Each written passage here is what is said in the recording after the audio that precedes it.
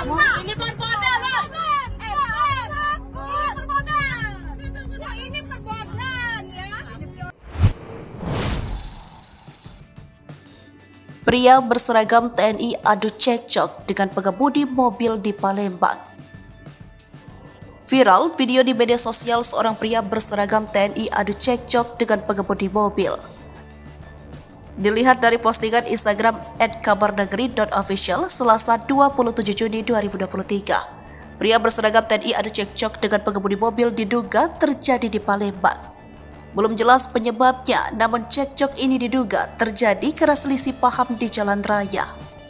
Menurut perekam video, dia sebelumnya sudah memberitahu secara baik-baik kepada mobil yang dikendarai TNI karena melanggar jalur perboden yang sudah diberi rambu.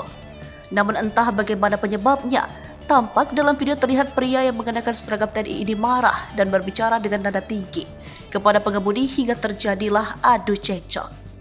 Mendengar hal itu, pihak pengemudi mobil lantas tak terima hingga membalas dengan nada yang tinggi. Melihat kondisi yang memanas, wanita yang diduga ibu pria berseragam TNI langsung melerai percekcokan.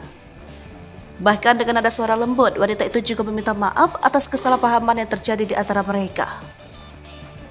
Namun, permintaan maaf itu disambut dengan jawaban tegas dari pengemudi mobil yang terdengar masih begitu emosi. Insiden tersebut sontak menyita perhatian publik hingga tuai beragam komentar warganet.